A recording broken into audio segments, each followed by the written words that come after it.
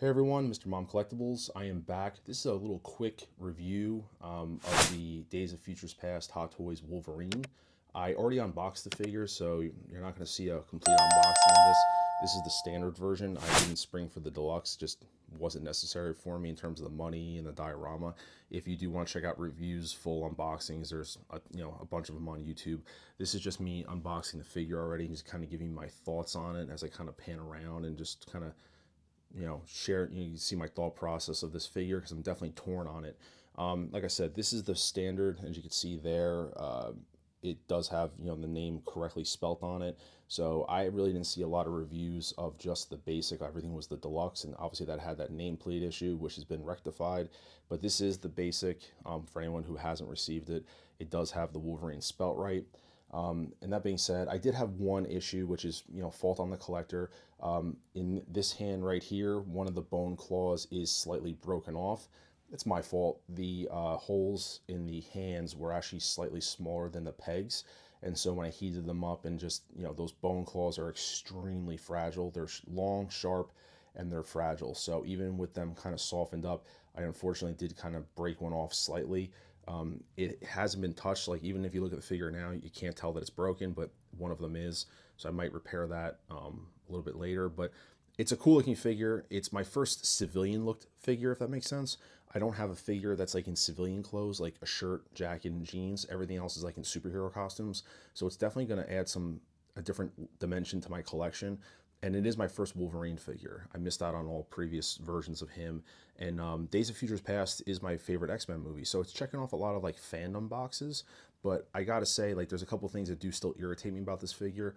When this was announced over a year ago plus, when we saw the leather jacket, and for that price point, I really had hopes that Hot Toys was gonna revamp their soft goods usages on their figures, and we were gonna get more leather on future figures. Now having it, and fast forward a year and a half later, and we still don't have the advancements in soft goods. That's probably one of my most irritating things about Hot Toys, is that you have this figure here that I forgot the price point. It was like 279, 280, and so you have artisan figures that are like 350, 400, and we can't get leather soft goods with like Scarlet Witch or Anakin Skywalker. Like, come on, Hot Toys. I mean, really. So that kind of irritates me.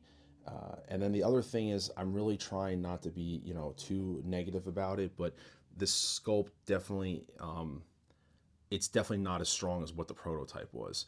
I'm gonna try to pan here and put a photo, next to you see right here, I'm gonna try to put a photo of the prototype next to the Hot Toys figure that you see right now. So hopefully you're seeing it side by side. And for me, I see a very evident difference. If you want to check it out, you can see the thumbnail of this video where I pulled up the prototype, and that's what the thumbnail is. There's definitely a pretty decent drop off, I think. To me, I'm seeing a lot of facial feature changes, meaning the shape of the hair is a little bit different, the actual face sculpt looks different, and it's overall just softer. Now, I don't know if maybe the prototype just went too hard where it was too finely detailed and maybe it needed to be softened up, but there's definitely a disconnection here.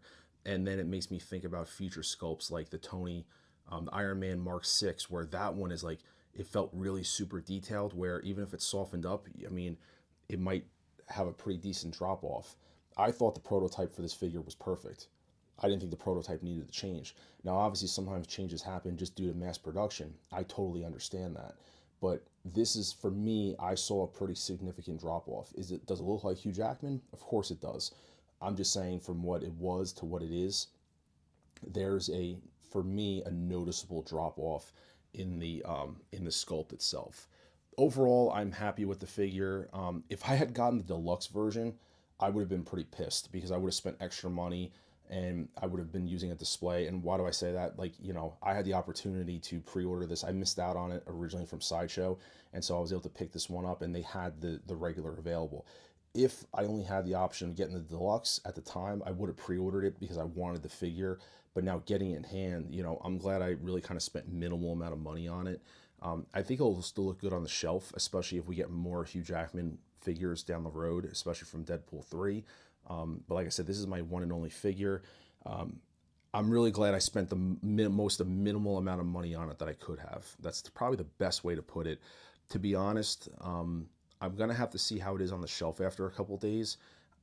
I'm not saying I would never get rid of it. It's still a great figure, but I'm almost wondering if it was one that I probably could have passed on and been content with. That's something that I'll find out over the next couple days.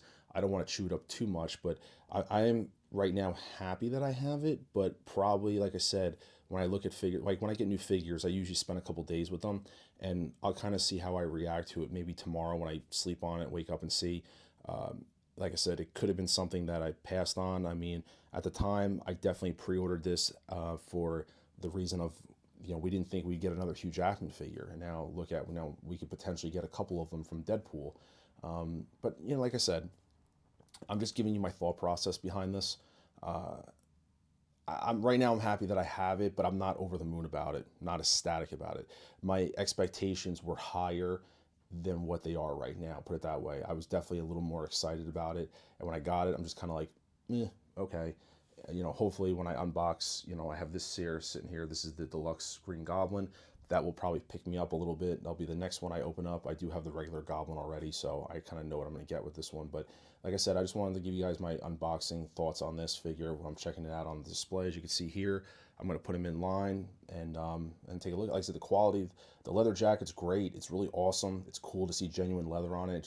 It sucks that we haven't gotten it with future figures. So, I mean, I'll see how it is, sleep on it, but I just wanted to give you my initial thoughts on the figure, guys. So if you guys have this, drop a like on the video, consider subscribing, and let me know what you guys think about this figure. Like I said, are you guys happy with it, or are you kind of indifferent about it?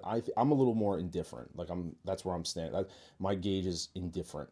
That's kind of where I'm at right now. I'm not in love with it. I don't hate it. I'm kind of indifferent right now. So that's kind of where I stand. So this is Mr. Mom Collectibles, and I'll see you guys in the next video.